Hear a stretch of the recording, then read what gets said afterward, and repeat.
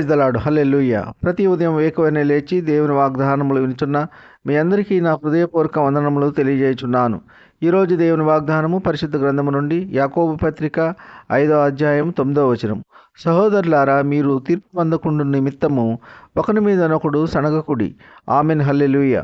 మరి నిజముగా ప్రియ సహోదర, దేవుడు వాక్యము ద్వారా మాట్లాడుచున్నారు. సహోదరులైన వారు ఐక్యత కలిగి ఉండాలి. ఒకరి ఎడల మరి ఒకడు గౌరవమును కలిగి ఉండాలి. ఒకరి కష్టంలో మరి ఒకరు సహాయకులుగా ఉండాలి. ఆపదలలో నిలబడి ఉండాలి, ఆదుకోవాలి, అన్యోన్యంగా ఆప్యాయత కలిగి ఉండాలి. ప్రస్తుతం మన సమాజంలో సొంత అన్నదమ్ముల మధ్య గొడవలు, కలహాలు, ఒకరంటే మరి ఒకరికి విరోధము, కక్షలు, ఇదంతా అపవాది వాడి వశం చేసుకున్నట వలన ఒకరి మధ్య ఒకరికి చెడు స్వభావములు, చెడు ఉద్దేశములు, అసూయలు ఏర్పడుతున్నాయి. ఎప్పుడైతే లోకము వైపు, పాపము వైపు పరిగెడతామో అపవాది వాడి వశము చేసుకుంటాడు. సొంత తల్లిదండ్రుల మధ్య ప్రేమ లేకుండా చేయును. తోటి సహోదరుని మీద ప్రేమ లేకుండా చేయును. సొంత సహోదరి మీద ప్రేమ లేకుండా చేయును. ధన వ్యామోహం కలుగజేయును. గర్వము కలుగజేయును. కుట్ర కుతంత్రాలతో డబ్బు సంపాదించడానికి ఆలోచనలు కలుగజేయును. నిత్యము జగడములు, కలహములు, సడుగుకొనుట, ఇవన్నీ అపవాది యొక్క బంధకాలలో ఉన్న వారికి నిరంతరము వారి యొక్క ఆలోచనలు, వారి యొక్క క్రియలు అపవాదికి సంబంధించిన వారు చేయుదురు. కావున ప్రియ సహోదర సహోదరి, ఇటువంటి వారితో చాలా జాగ్రత్తగా ఉండాలి. దేవుని వాక్యము తెలియజేస్తుంది, సహోదరులారా, ఒకరి మీద ఒకరు సణుగుకొనవద్దు. సణుగుకుంట వలన ఖచ్చితంగా తీర్పు పొందుదురు. కావున ప్రియ సహోదర, దేవుని తీర్పులోనికి రాకుండా ఉండాలంటే సొంత సహోదరుని మీద ప్రేమ కలిగి ఉండాలి. ఆప్యాయతగా పలకరించాలి. ఈ కొద్ది మాటలు దేవుడు దీవించునుగాక. ఆమెన్. ప్రార్థన. కృపాసత్య సంపూర్ణుడా, మీ ఘనమైన ఉన్నతమైన నామమునకు వేలాది వందనాలు, స్తుతులు చెల్లించున్నాం తండ్రి. యేసయ్య, మీరు గొప్ప దేవుడవు, శక్తివంతుడు, సర్వాధికారివి, మీకు స్తోత్రములు.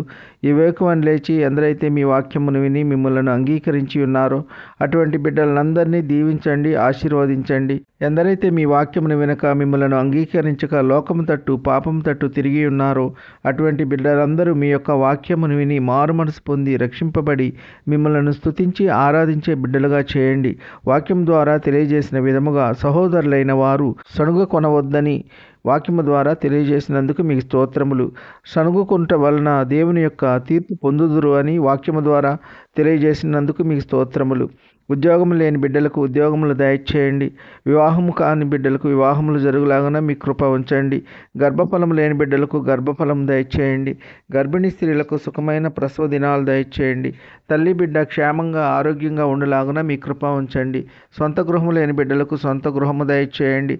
సొంత వాహనము లేని బిడ్డలకు సొంత వాహనము దయచేయండి. దిక్కులేని వారిని, దీనులను, అనాథులను కాపాడండి.